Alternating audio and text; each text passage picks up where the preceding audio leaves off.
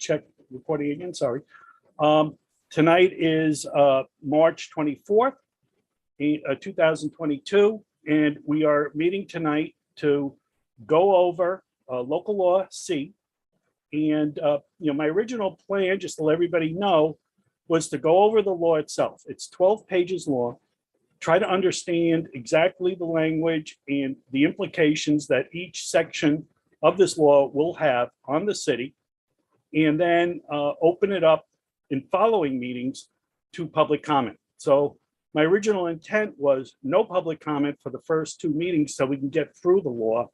But when the original announcement went out, it was going to be for a live meeting. And when we switched it over to virtual, I forgot to check. So it's my bad that it was announced that it is a public comment meeting. Now that I have, let me start with introducing the council members on the committee, and then council members, and then we can discuss real fast our plan of action, our agenda for tonight. So I see committee member Sonia Frederick. I see Derek Johnson. I see Alfredo Ballerin. I see Jack Flynn. And I saw Kelly a second ago. Is he still on? Or I thought I saw Kelly. Was Kelly on, Danielle? I saw Yes, him. he was. He's rejoining us. I think he must have got booted out. Okay. And that happened. And I see Kelly Kimbrough, President Pro Temp and committee member. Council members, we have Megan Keegan, Deborah Rosenzammer. I see Council President Corey Ellis. And I think I got everybody. From our staff, we have Danielle Gillespie. And we also have Ethan Samuel. And providing us with legal services and advice, we have Matt Toporowski. And so the meeting begins. Do we know who JJ is? I assume Josiah Jones from the police. Josiah Jones from Okay. AP. Okay. Yeah, sorry, I'm just renaming it right now. It's all right, sir. So again, just that everybody's here.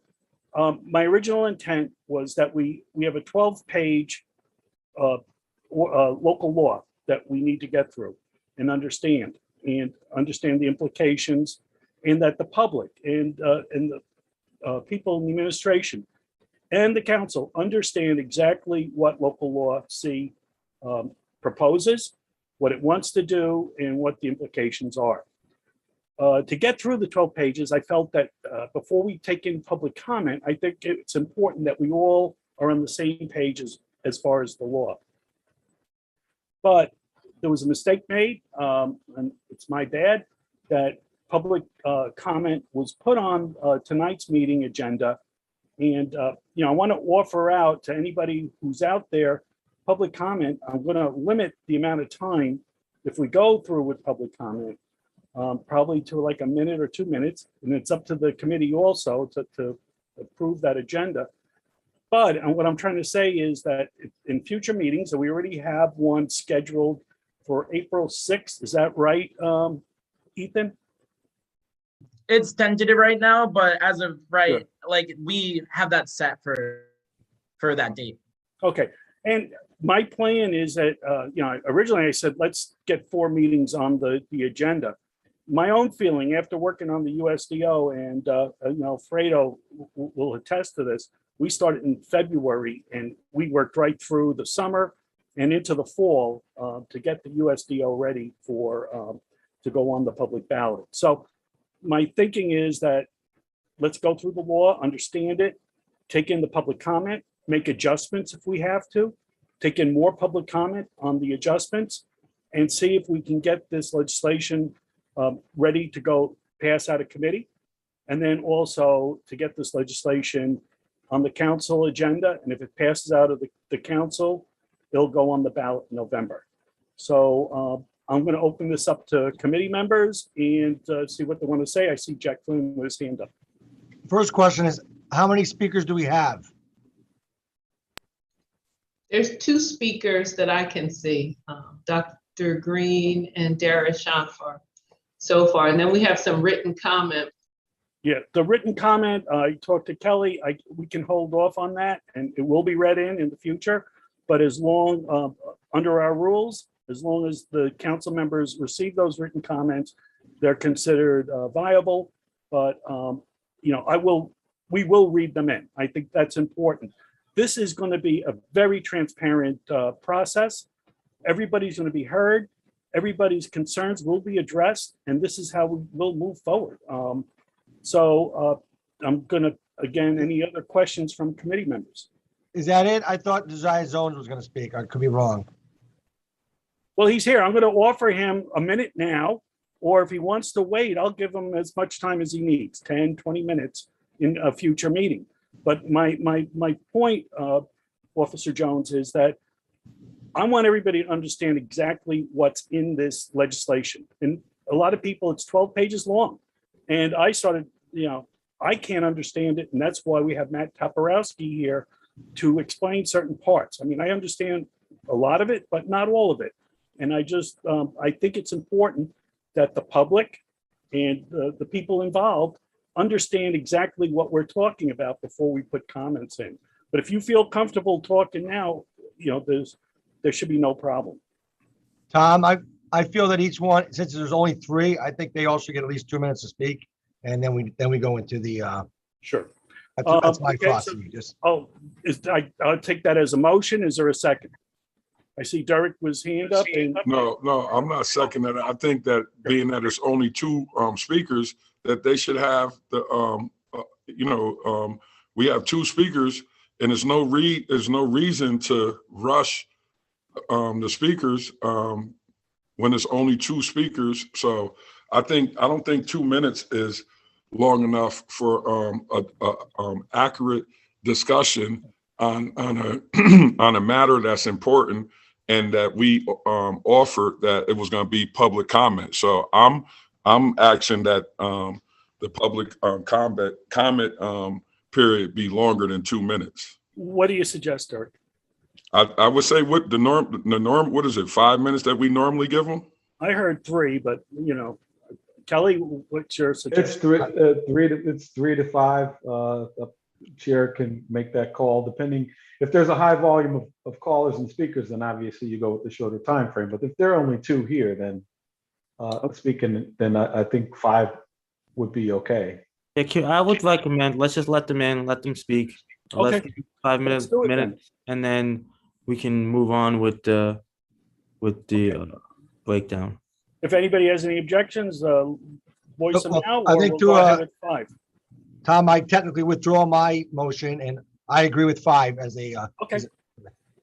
And so Derek made a motion, Alfredo seconded it, and Jack thirded it. And go ahead, Officer Jones.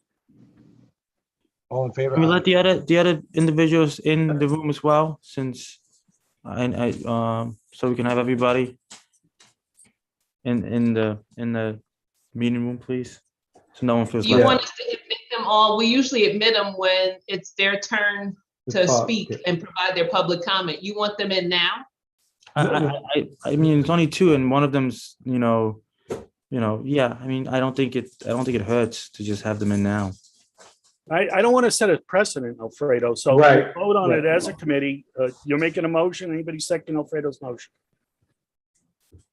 I would second it. I second it. Okay. well, But that, actually, Mr. Johnson can't second it. He's not a member of the committee. Oh, I'm sorry. Yeah. Well, can I ask a question? Yeah, oh, absolutely. And let me- So if people were at a public meeting, they don't have to leave outside when another person is speaking. Am I right or wrong? They do not. You're absolutely right, but to manage it, because people have complete control to mute and unmute themselves, and it kind of makes sure that people don't speak over each other when they're providing public comment. I think there was an issue. They can hear it. They can hear the meeting, yes. So Derek, they're listening to it. We just don't So see their faces. I'm okay with that then. I just wanted to get clarity on that. Thank you. Sorry. Okay. Now, just to let Yeah. everybody know, we have a hard stop at 6:45, so I'd really like to start now. And Officer Jones, please, let's hear your comments. Thank you very much. Good evening, council members. Thank you for the opportunity to comment this evening. I'm speaking on behalf of the Albany Police Supervisors Union, lieutenants and sergeants in opposition of local law C. While undoubtedly well-intended, we believe this legislation would invariably achieve the exact opposite of its intended purpose of affording citizens a greater voice in public safety. Our public safety leaders are currently accountable to the mayor, common council, media, and the public. By contrast, this proposal envisions removing control over these critical decisions from elected officers and placing them in the hands of a commission composed exclusively of individuals appointed for 3-year terms with no clear measures for transparency, oversight, mechanisms for removal, or even requisite skill sets or experience to unilaterally determine what's best for public safety in Albany. The only disqualifier being that they can't be a police officer, former police officer, or relative of a police officer. Respectfully, we assert that this is not merely a study in public safety, as we've heard so many times, that this is a creation of 2 new massive departments, absent specifics how they will operate or what they will cost taxpayers. This appointed public safety commission and the commissioner they appoint by the bill's own language would need to be supported by an indeterminate amount of deputies, directors, subordinates, and administrative staff. Furthermore, the newly created 24/7 Department of Public Safety, which would be positioned under the commission, would require additional support staff, facilities, vehicles, fuel, electronics, IT support, just to name a few items. It's hard to imagine that this would cost the taxpayer any less than millions, maybe tens of millions annually for services that we believe are already largely in place. In fact, after a thorough review, it's difficult for us to clearly understand exactly what this piece of legislation is intending to achieve. Just a few years ago, President Obama recognized the Albany Police Department as one of the premier 21st century police departments in the entire nation. A substantial percentage of the department is already exclusively dedicated to focusing on and addressing community concerns with both internal and external partners. To give you perspective on the depth of this engagement, I'd like to offer some examples. I came up with well over 50, just off the top of my head, positions, units, and other regular events that we're involved in, but I'll spare you that time unless there are follow-up questions. But there's so much that we do in the community already. The police union acknowledges that there's always room for improvement, however, and stands ready to work closely with elected officials and decision makers in the city of Albany to produce better outcomes in policing, especially with respect to the issues of homelessness, substance abuse, and mental health. But we were never afforded a seat at the table. We welcome the further integration of subject matter experts in areas such as social working, healthcare, and psychology. However, this bill goes far beyond that scope, and to us is dangerously broad with respect to discretion, dangerously vague with respect to the specifics of how the public safety might be improved or how much it will cost. In short, this bill would fundamentally change policing without explaining how. With respect to police accountability, I just want the council to be aware of a number of recently enacted mechanisms at both the state, local, and local level. At the state level, the New York State Professional Policing Act of 2021 imposed substantial oversight in the hiring and terminating of officers. Section 70B of the New York State Executive Law empowers the New York State Attorney General to be a special prosecutor to investigate and prosecute incidents of civilian deaths. And the repeal of Civil Rights Law 50A now allows for the public release of disciplinary records. It's also important to note that the APD is an accredited agency, and the state therefore has the power and authority to decertify us and impose substantial penalties based upon this oversight. On the local level, as you all know, the city just passed Prop 7, providing enhanced measures for independent oversight via the Community Police Review Board. That's, of course, in addition to our existing administrative structure of disciplinary oversight, protected by collective bargaining within our department from the chief down, which becomes transparent to both the council and the CPRB. With all this established oversight and more in the works through the recently passed Proposition H, does the city really need to expend all these additional funds, creating a vast new bureaucracy? We urge the council to take a moment to re-examine what the city of Albany and the Albany Police Department are already doing and reassess what this bill might hope to achieve that isn't already in practice. And for these reasons, we urge you to vote no on local law C. Thank you. Thank you, Officer Jones. And we're allowed And- we're allowed questions, right, Kelly? For if can members ask questions, or is it just? Yeah, that's up to you. Yeah, that's what we Okay, normally no, do. it's up to me. You know, if anybody has any questions for Officer Jones, now's the time. I have a question. One question for Officer Jones. Officer, question. Where's your stance on the mayor when she put in the budget last year for public safety commissioner? Well, that's a union issue right now, as to whether. I know, that's- no, I said, where's your stand on it? Were you for it or against it? Because it's in the city budget.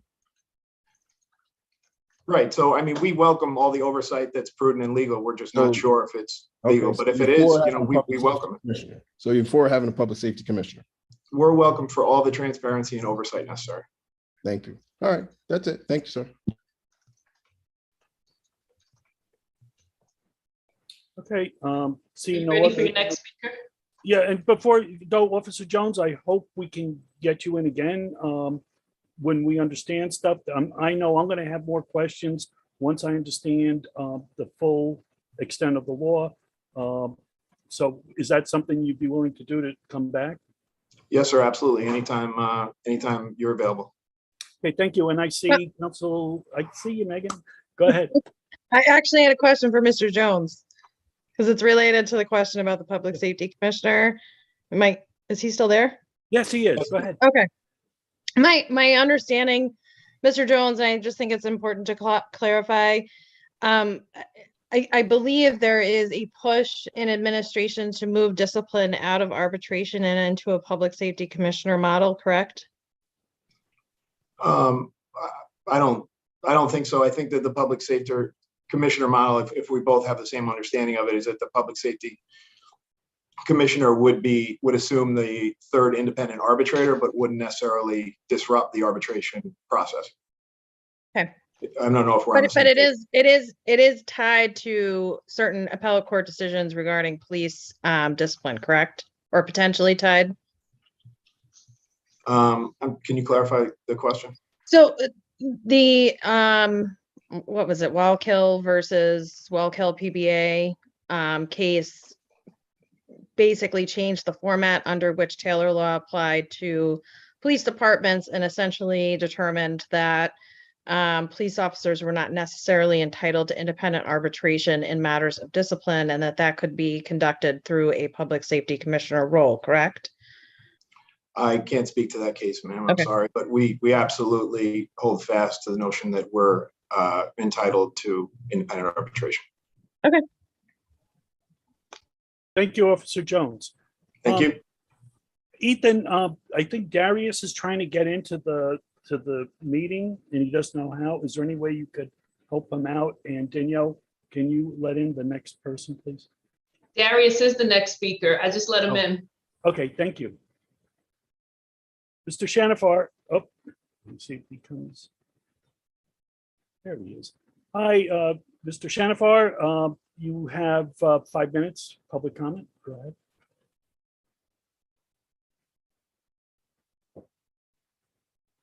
Unmute. You're unmute. muted.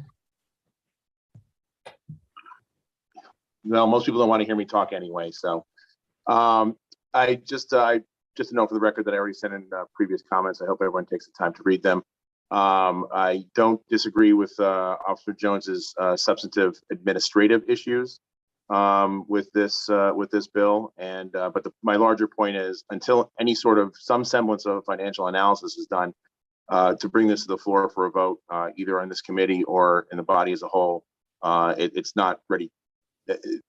It's not ready. We're not ready to do that. We should not be doing that. So there's much more discussion that would need to be had to move this bill forward. Thank you.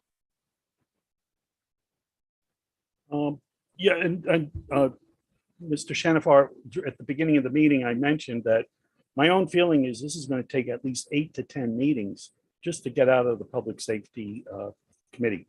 So we're not going to rush this, and we're going to have full meetings where it's just going to be public comment. If there is changes to be made, we're going to then bring people back to comment again. We want to be fully transparent, and I'll leave it at that. Does any other council members have any questions or comments for Mr. Shanafar? Go ahead, Deb. My hand went up quickly, so if there's a committee member that has a question first. So my question is, I noticed that there was there was a lot to read this afternoon in advance of this meeting, so I may have missed this or misread it, but it sounds like the administration is considering the creation of a public safety department. In one of our communications that was referenced, not just the commissioner, but a department. Okay, that's all. I just wanted to know if that, because I know one of the issues, obviously, your big concern, rightfully so, is the fiscal impact. So I was kind of surprised to see that, and I was just wondering if that is something that your office has explored yet. No, we haven't been asked to participate in this at all. This is something that I think this is a legislative prerogative that I think is the responsibility of the legislature to do an analysis of. My concern when I read the bill yesterday and went through it for the first time was that the fiscal impact is to be determined, and no matter how you cut, slice, and dice it, there's clearly going to be an enormous cost to the city to do this, and that just has to be analyzed before we even can consider doing this in the first place. That's my point. And I think yes, right. No, I think that that's fair. My question, I don't mean to put you on the spot. That's not my intention at all. Was if this analysis has begun on any level, because it sounded like something the administration is interested in doing as well. Not that I'm aware of. Department. Okay. I think again, I don't speak for the administration. I can speak for myself and my office. Yeah. This is a legislative prerogative, and this is something the legislature wants to put forth, and that's a legislative responsibility to do the analysis. That's right. Gotcha. Yep. Thank you. Go ahead, Corey. That's a good question, Mr. Thamer, because that's the same question I had that I would have. We have in a budget for a public safety commissioner, and we don't have a department. So we're hiring somebody who's a commissioner that doesn't have a department. Remember, the public safety commissioner was put in the budget by the administration, not by the council. So I would assume if you have a commissioner, you would put a department in that commissioner. So the administration hasn't given us anything other than, right? And this public safety department came about because last year, Mr. Conti wanted to make sure that if we have a commissioner, there was an assumption that there would be a department. I've never seen a commissioner without a department. And let's keep in mind, the administration put that in the budget. They put public safety commissioner budget, not this council. So that's a good question. But, we'll deal with those things as we're going through this legislation. Thank you. All right. I see Megan. Go ahead. I just wanted to note, my understanding of that when it came through Finance Committee, that the Public Safety Commissioner role was going to be a part-time role, and the roles and responsibilities of that position, or the reason why they were asking for the funding to be able to hire that person, was specifically to oversee and implement the recommendations that came out of the Reinvention collaboration. I believe that language was attached to that section of the budget bill. So and I don't clearly understand either what that person is doing beyond that, but it was a part-time position. And the justification for that was for the Reinvention collaboration recommendation. Right. But there was just today in one of the communications that we received, there was reference to a Department of Public Safety.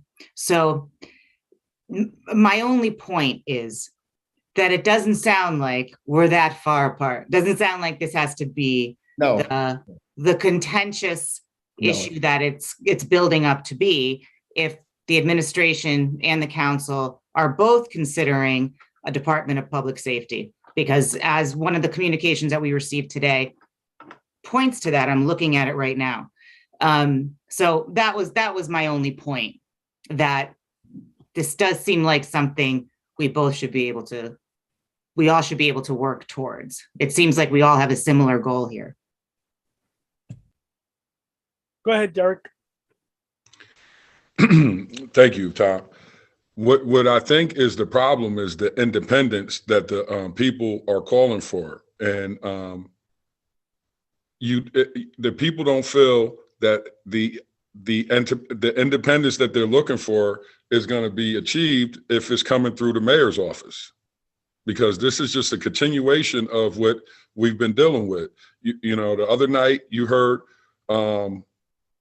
it was either the mayor or her chief of staff state that the people voted for a mayor-led city, you know, and that's an old style of thinking where it was just one person making decisions for the whole city without, you know, rebuttal from the council. You know, once again, moving forward, people are calling for change, and they're calling for independence in this change.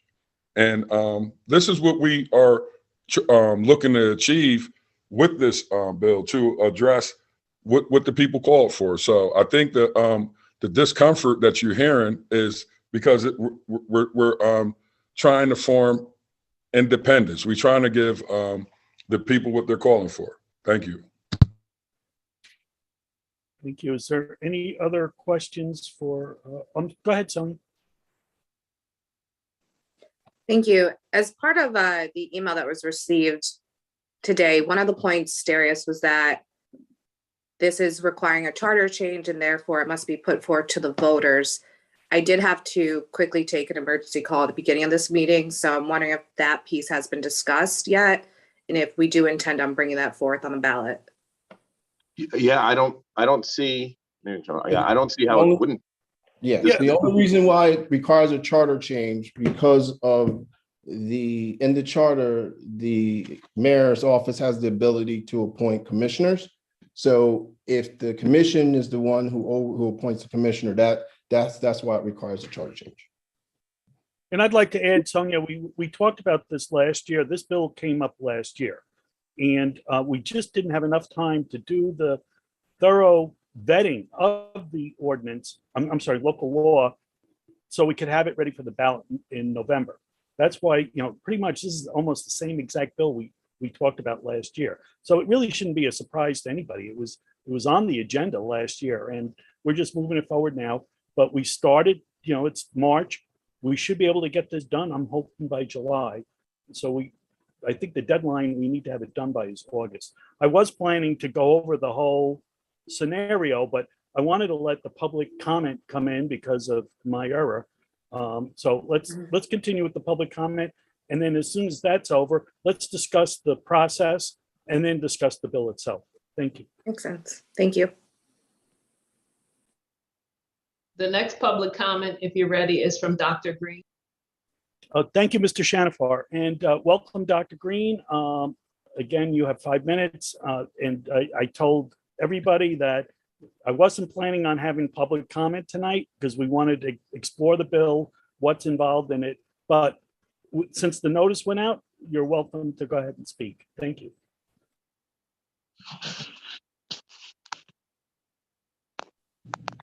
Unmute.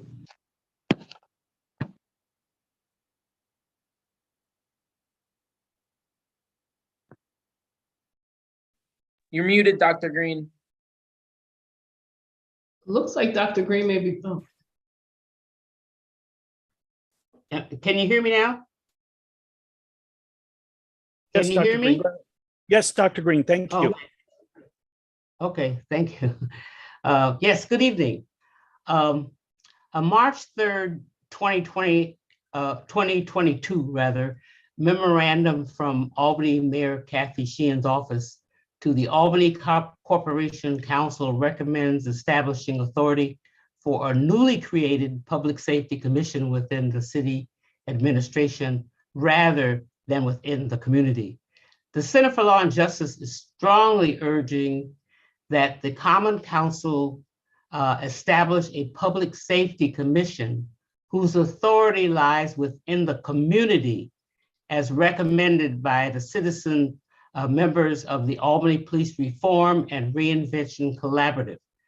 The mayor's memorandum regarding Albany Common Council proposed local law C is a skillfully worded document that cherry picks information items contained in the City of Albany Policing Reform and Reinvention Collaborative report.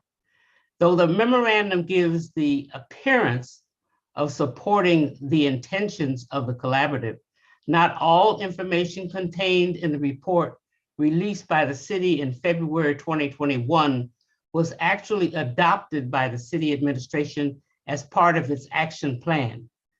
The city administration divided the collaborative's report into two sections. Section 1 identifies the recommendations of the 5 working groups, which the city agreed to make part of its action plan. And Section 2 contains the full report of all 5 working groups, including recommendations the city did not agree to implement. This report layout allows the city administration, when it refers to items in the report, to disingenuously imply that the items are part of its action plan. Such is not necessarily the case. The city's action plan does not contain an action item with a timeline that creates a public safety commission. And contrary to the intentions of the collaborative citizens members in Section 2 of the report, the Public Safety Commission described in the mayor's recent memorandum is placed under the authority of the city administration rather than the community. And a careful reading of the Section 2 full report of 2 of the collaborative working groups, civilian oversight and police department functions, reveals that a community-centered commission is precisely their intent. The objective is to decouple community safety from policing, putting community safety squarely where it belongs, and that is in the hands of the community. The mayor's recommendation to Corporation Council to establish authority for the Public Safety Commission within the city administration is a shameful misrepresentation of the diligent work of Albany's citizens on the Policing Reforms and Reinvention Collaborative, and should be soundly rejected by the Common Council. Local Law C should establish a public safety committee whose authority lies where it most certainly belongs, and that is within the community. Thank you. Thank you, Dr. Green. And I see Megan Kagan has her hand up. Hi, Dr. Green. I guess for me, one of my greatest concerns with the legislation as it currently stands is the actual process by which that committee is developed. And I want to understand from your perspective how having a committee that is appointed in part by the council and in part by the mayor's office, who then absolves both the council and the mayor's office of any real responsibility over the police department, is actually creating a community-based model in which the people have control over the police department. Because to me, as it's currently written, there's an even greater layer between how people vote and who they elect and who actually controls the police department in the way that the legislation is currently crafted. I think, and I would be open to coming up with a much more democratic solution to that issue. But as I read this, it makes me feel as if I would not, as an elected member of the city, feel I could have any influence or control when people come to me with concerns, because now it's in the hands of an appointed body that we largely cannot change, and that the voters have no say, really direct say, in who sits on that body. Well, I think that could be something that can be worked out. I don't see this as something that the community has total control. We're talking about decoupling. You know, there are two functions that we're looking at. And I don't see how you can suggest that the community would be in total control of the police department, even though it probably should, but that's not what this does. Well, thank you. Any other questions for Dr. Green directly related?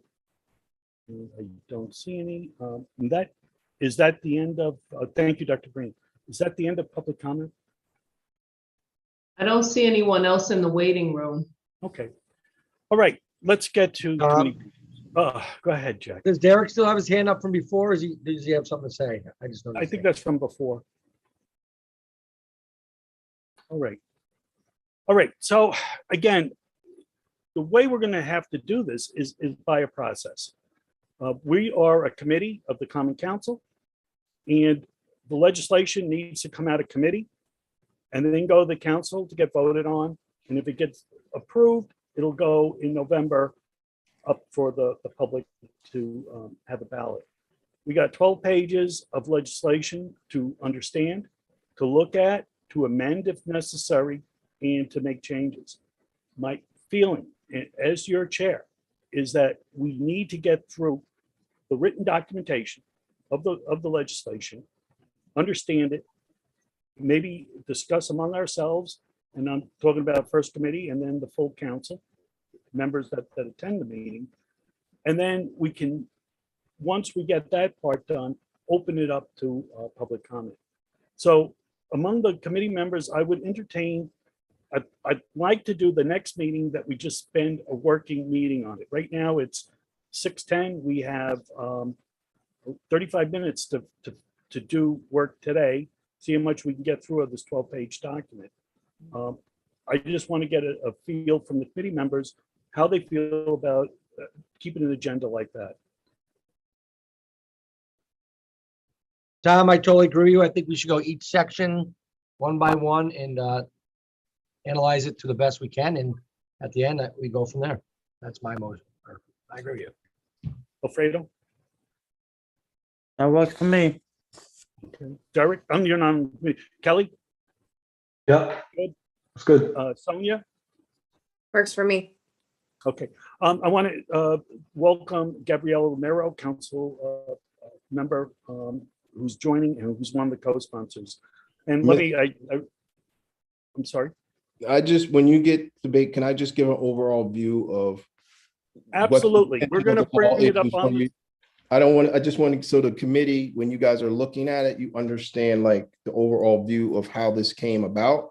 And I think it'll answer some of your questions. And I think some of the language will be switched based off of how it came about. So that's, I just want to give an overview since, you know, myself and some community people came up with this legislation. That's all. Sure. And I had talked to Ethan. He's going to put up the legislation on the screen so we can all look at it at the same time.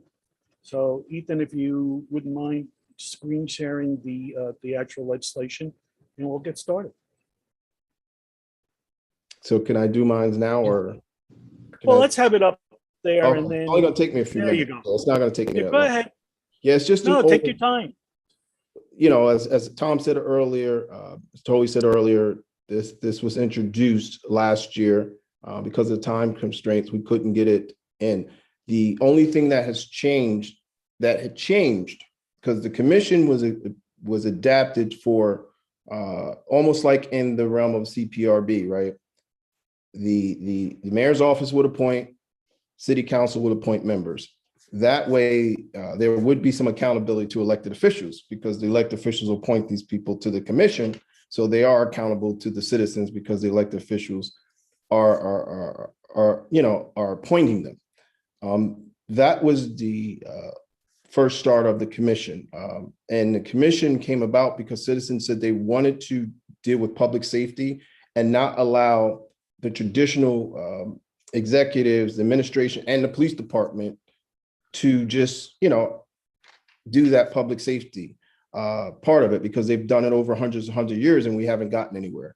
So the Public Safety Commission, when it started out, was for these individuals to, one, came about because after the recommendations came about, citizens were contacting us, did not know what was going to happen with those recommendations, who was going to implement those recommendations, and how those recommendations were going to be continuously followed up on. And this is what the idea was. This commission would be the ones that would take those recommendations, see which ones that could be implemented and all those other recommendations, and put this under their umbrella. The Public Safety Department came in after the mayor had put in the Public Safety Commissioner in last year's budget, and Mr. Conti put in for us to have a Public Safety Department, which did not go, which did not get on the agenda last year. So once that happened, we assumed that the administration was trying to create a Public Safety Department. So that's why the Public Safety Department has gotten put into this law, because they created a Public Safety Commissioner. We heard some people say it was a part-time position, which understandable. But once you say Public Safety Commissioner, myself and all the community members viewed that as this person is going to be in charge of public safety year round and not on a part-time basis. So that was the reason the Public Safety Department was created. If it had a different title other than Public Safety Commissioner, maybe we wouldn't entertain the department being in there. But that's why the section of the Public Safety Department, that was the change. Excuse me, that was the change because of the mayor putting in for a Public Safety Commissioner in last year's budget. And that's how this came about. So so I want people to be mindful of, the commission was not supposed to be a department. It was supposed to be a group of individuals, citizens that were appointed by the mayor's office and the city council. Now, I heard people talk about qualifications. Those are discussions that, as council members, you guys can, add in, take out, whatever. So that's why I'm glad we're having the discussion on it. But that's the overall view of the intent of this law, was to no longer have just the executive branch or the police department have full say, full control over how we move forward with our public safety issues throughout the city. That was it. Thank you, Mr. Chairman. Well, thank you. Now, so my thoughts are, do we want to read out loud each section, and we'll look at the changes in each section of the charter and discuss as we go through the sections? Is that something the members of the committee would like to do? Tom, like the first one, I think we can just read a sentence before and after. I think we kind of get it. Sure. Okay. Yeah, this was crafted by our attorney last year. JR crafted this based off of the language of what the Public Safety Department is, and any changes is underlined. Everything else, if there's no underline, that it's just what traditionally is in the charter. Now, Corey, I'm noticing that it's not underlined. It's actually, it looks like a line through it. Are we taking out the Department of Public Safety, or is that? Because only reason why that's under, because it says the mayor shall have sole authority to appoint and remove. That's why under this local law, which it said the commission would appoint Department of Public Safety chairman. That's why. So that's why that was removed. Okay. And I don't see any difference if the mayor can appoint or the council can appoint people to this commission. I view it as the same thing, but the attorney at the time says, no, it is different because the mayor doesn't have the sole authority to appoint the commissioner. We are giving the ability and the power of the commissions that we choose to do that, which is legal, by the way. Okay. Matt Toporowski, does that look good to you as far as, since we no longer, you're representing us as our attorney? Yeah, Tom, so thanks, appreciate that. we haven't reviewed this in real detail yet. If we'd be happy to, if, you know, it sounds like you have several of these meetings. If he wants to come back and we can really go through this and provide you a good legal response on that. Excellent. Yep, that works for me. But I don't know, you know, all due respect, I don't know what legal opinion. I'm just telling you why the Department of Public Safety was stricken out, because it's the mayor shall appoint. And so with the new law, it would be the commission. That's why that's the only reason why. Everything else is the same, because the mayor has the ability to appoint, blah, blah, blah, blah. That's why it's written.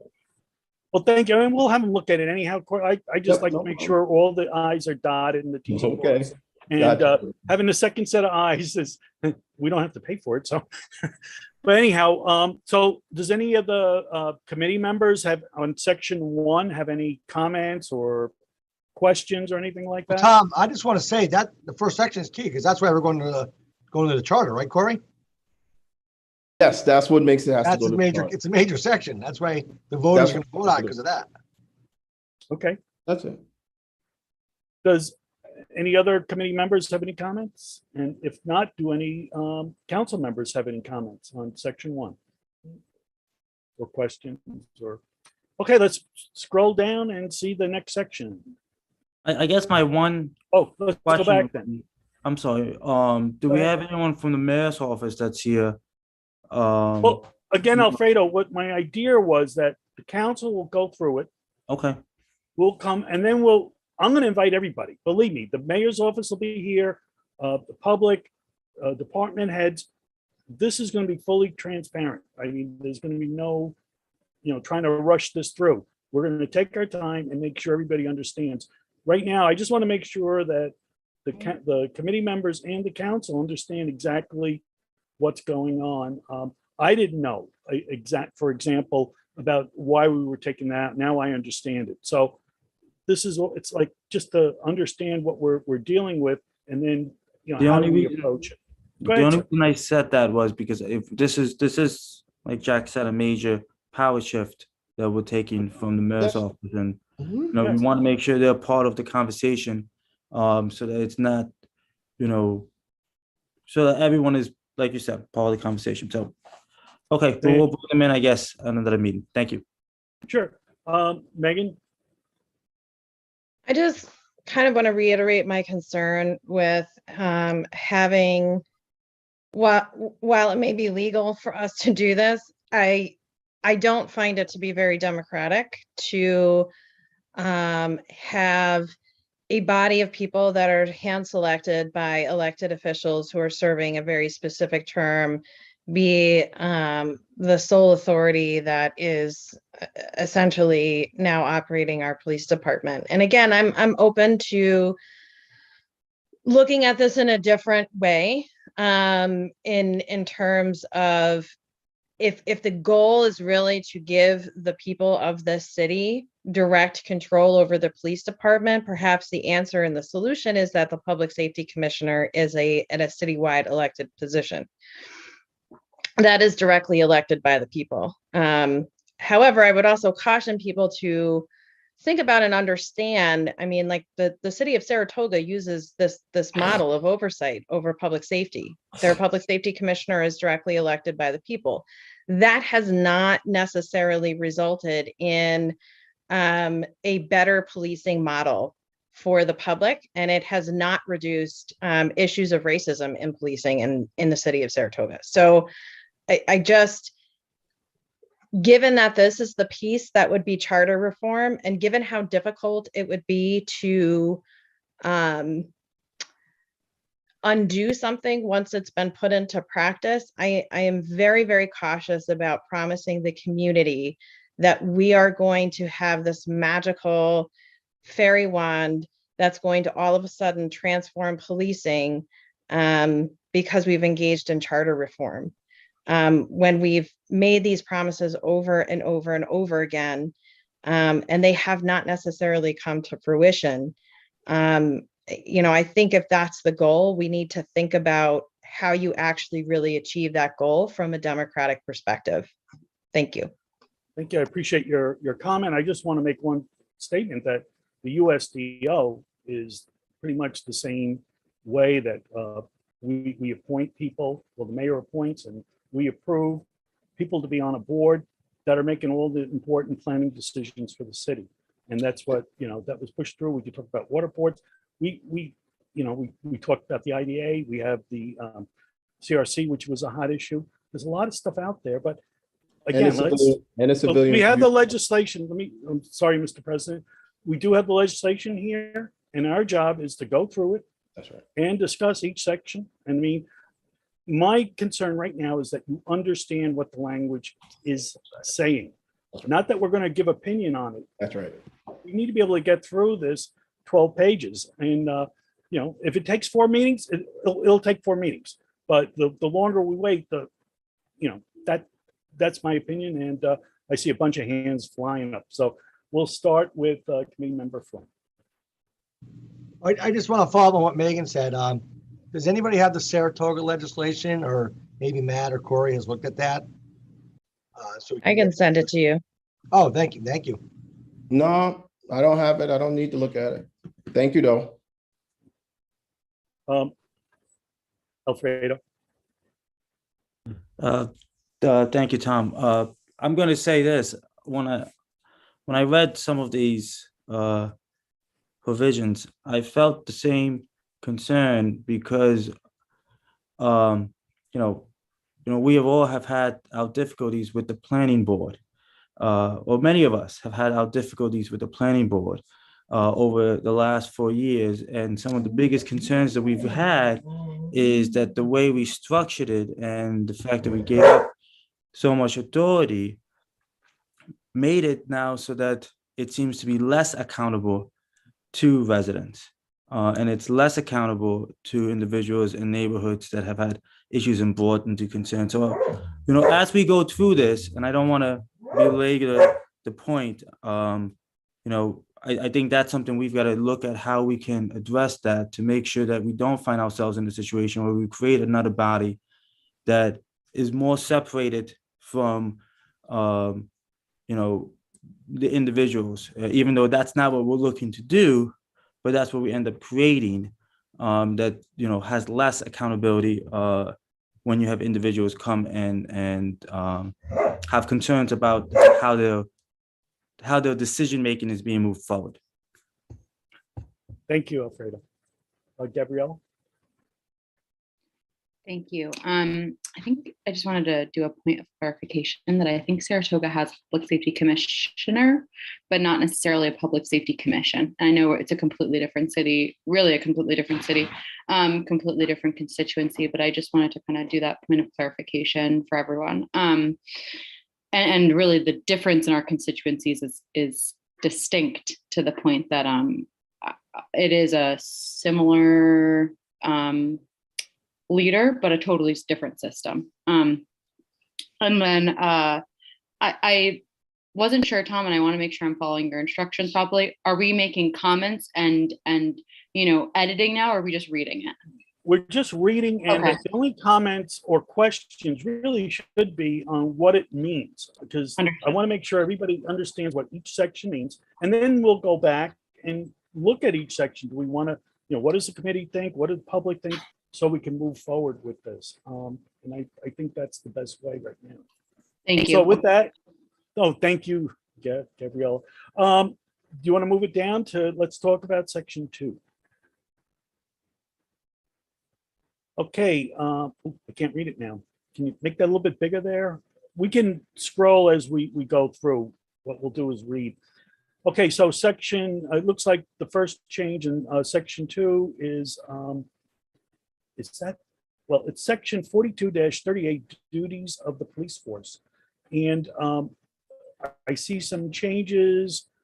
I just want to get the full sentence. Well, I guess I'll read it. It's hereby made the duty of said police force at times of day and night within said city of Albany, and members of said force are accordingly hereby thereunto empowered, especially to preserve the public peace, prevent crime, detect and arrest offenders, suppress riots and insurrections, protect the rights of persons and of property, guard the public health, preserve order at every primary and public election, removes nuisances from public streets, in public and private alleys, roads, places, highways, repress and restrain disorderly houses and houses of ill fame.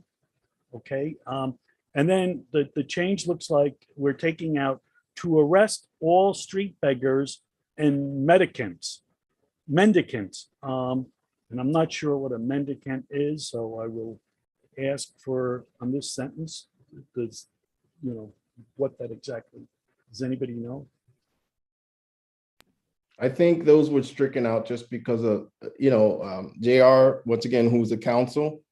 I think he struck those out just because the use of the language of it. It wasn't that, it wasn't, like beggars and mendicants. I think that's why he struck that out at the time. Okay, I just didn't know what a mendicant it's not. was, so I can look it up after. Go ahead. It's a Sonia. synonym. It's a synonym just a of a beggar.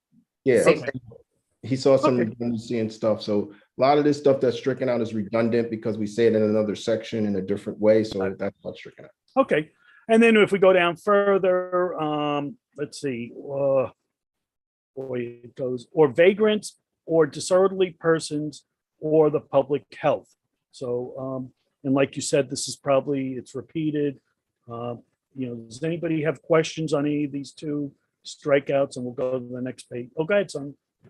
Yeah, just to follow up on President Ellis's comment, is this being deleted because of duplications, or is this being deleted because we're trying to move away from a policing system that will arrest beggars on the street? No, it is duplications in some other form in the law. Most of when I spoke with him last year about it, he said, "Oh no, it's just duplication where it's referenced someplace in the law, other place in the law." That's why. Okay, all right. Because police officers are going to arrest disorderly persons and stuff like that. So, Go ahead, Deborah. My question is, I mean, obviously this is, antiquated language, but if you're going through this language, why would you leave in something like the observance of Sunday? Which to me seems like a specifically religious reference and doesn't have any place in when we're talking about policing. that could be changed too. I mean, this is what happens, right? You come up with a law because you take what the old law is. Some people catch it, some people don't. Then you say, "Oh, that doesn't need to be there. That's redundant." So, yeah. Yeah. Yep. Going on that, what Deborah brought up, I see ferry and steamboats. I don't know how many steamboats there are left. And houses of ill fame, but Well, the religious kind of the sort of Sunday reference is a little bit. yeah. And at one time, I remember growing up and stores had to close on Sundays. You couldn't go to the mall. It was the blue laws where I grew up in Queens. But anyhow, Megan? Yeah, I mean, to me in this section, I think you can have really simplified language that's far less offensive, that makes reference to the overarching criminal procedure law in New York State, applicable state, federal law, and any local laws under which we provide jurisdiction, and leave it very simple without having to really get into specific details about what the police department is doing and what it's not. And then perhaps if there are going to be specific things that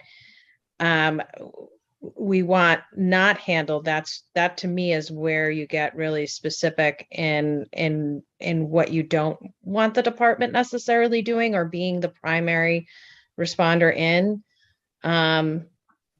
Because to me, if this is really antiquated language that's been in the charter or somewhere is in city law for over 100 years, it's not hundreds of years, necessary. Well, we'll fix it. I mean, I think that's what, we're going through this. And I think this is, it just shows that we can make a big difference in updating what's out there. So let's continue on, because again, we're just looking at it and, we're making commentary, including myself, because some of it is, it is hundreds of years old, some of it. So let's go down to, I'm sorry. Did anybody else have anything? Oh, okay, good. Can you scroll down a little bit to the next page? There we go. So the common council of said city applicable to police, health, or criminal procedure. And then underlined, which is, I guess, in addition, except where such responsibilities are assumed by the Department of Public Safety.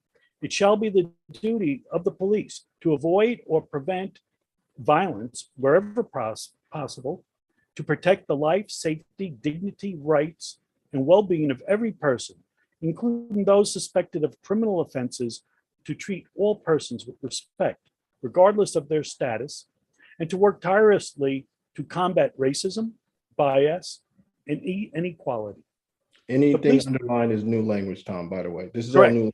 This All is right. all new, and I understand it, because they didn't think like this 200 years ago, unfortunately. And this is a new world that we're in. The police department shall embrace the principles of community policing by joint problem solving and partnering with community members to address the immediate and long-term causes of crime, while resisting calls for action that would reinforce inequality. The department shall also ensure that the principles of procedural justice are respected in every interaction between police and community members. It shall be further the duty of police officers, because they are public servants, to facilitate transparency and the public's right to know how public servants exercise the power with which their community entrusts them. So, I mean, we're adding, looks like 3 paragraphs here, and I'm going to open it up to questions, or, we'll comment on the actual stuff, but is there any part of this that people don't understand or they want to discuss? Okay, if not, let's continue on. I was just gonna say, I liked that language, the addition of that language. There's a lot of pieces of this that I don't have significant issue with at all. Okay, and we'll continue on, and it's gonna be work, but we're doing it. Section 42.38. Violence prevention requirement of least possible force. Prevention of violence shall be the part of the police department's core mission. As such, training on de-escalation shall be mandatory and regular. 2, violence prevention and de-escalation shall be among the core skills taught in all police training programs. 3, police must always deploy the least possible force necessary to protect the safety of the public and of the police officers. 4, in every case in which a police officer makes physical contact with a member of the public, a report shall be filed which addresses A, whether a nonviolent responder could have been dispatched to the situation rather than an armed officer. B, what de-escalation techniques were used before the contact was made. C, whether in retrospect other de-escalation techniques could have been made physical contact unnecessary, and if so, what those techniques were, and whether the officer involved has had training in those techniques. 5, to help police officers gain a deeper understanding of community needs, the Albany Police Department shall undertake a program for which police officers may serve temporarily as unarmed responders, working with the Department of Public Safety in a role determined by the Public Safety Commission and the Department of Public Safety. So we're adding a lot here, and does anybody have any questions? Yes, Jack. I just have a question whether these methods are already being used or are they already in our operations? And Well, I Jack, don't know that. I'm pretty sure some of them are being used, Jack, but guess what? Some of them are policies and now we're putting them into laws. I totally agree. That was I was asking. Some of them are policies, but we're just putting them in the law. Yep. Totally and agree. I was going to say the same thing. Go ahead, Megan. I just wanted to point out that when you guys look at my comments page, this is the section of the law where I made recommendations that we specifically talk about and address trauma-informed response and trauma-informed care being part of our policing model. I won't go into a whole spiel on any of that, but I would encourage all of you who don't know what that is to perhaps take a look at that model and why it would be an improvement on how we manage things here locally. Thanks. Okay, and when we work on this section, let's take that into consideration, and we'll run it by the committee, if that's okay. Gabriella. Thank you. Do you think that we could maybe make more specific language under 4A and, oh, no, I'm sorry, under 1, 2, and 3, like when you say training on de-escalation must be mandatory and regular, would it be good to add, biannually or quarterly or something like that? I just think that type of general language is good, but we could go even further. And this might be a question, Corey or Tom, if you've spoken with APD about what they already do, and then kind of just escalating that a little bit. Well, no, Go ahead, Corey. no, because what it is right, it's a framework. Right. We want to put in the law what we'd like the commission to be looking at, and they have a baseline. Like if the commission was formed, they'd be like, okay, training de-escalation shall be mandatory and regular. Maybe the commission then would, those individuals say, you know what? How often do you do that? Blah, blah, blah, blah, blah. As legislators, like we want to create a framework for that commission to operate on. Okay, this is what the law states should be done. Now they would be the ones that we're looking at training de-escalation, or community people might say, hey, commission, did you look at the training? You know what I'm saying? But if the council members want to put that in a law, I understand that. That's not an argument. I just wanted to make it where it's broad enough where you can have the discussion. Should it be in the law? Or is that something this newly commission would, be charged to be meeting with the police department over and how they do those things, and then reporting that back to the community and reporting that back to council members and the city? That's it. But if council members feel they want to get that deep in it, have at it.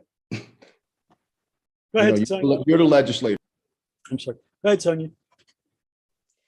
So I have a question for clarification on 5, and this is going back to the Department of Public Safety title. Are we using that as basically a synonym for another word? Because I'm questioning, we don't have a Department of Public Safety, right? So we need to create a Department of Public Safety for it to exist that's separate from the commission. And so all of that is the expectation in this, or I just want to understand that a little bit better. Yes, we have a defunct public safety department. So as I said earlier, I don't think you were on. The public safety department came in lieu because the mayor's budget had put a public safety commissioner in the budget. So my thinking was, if you're going to have a commissioner, that commissioner serves under the department. What that department looks like, that's up to council members and ourselves to go through, but that's the only reason why I keep saying public safety department. The original intent was not a department. The original intent was to create this commission that would operate under certain, guidelines and things of that nature. So then after we get through these discussions and have the mayor and the administration come in and we clarify that point with them, we might be replacing that. It's possible. With the commission. That's right. It's possible. Okay. Thank you. No problem. Megan. Megan? And I just, the other piece, and I think this is at the very top of my comments, so we function under second class cities law, under state municipal law. That's the box that Albany fits into at this stage of the game. And the specific role of public safety commissioner and a public safety department is really specified within that statute. And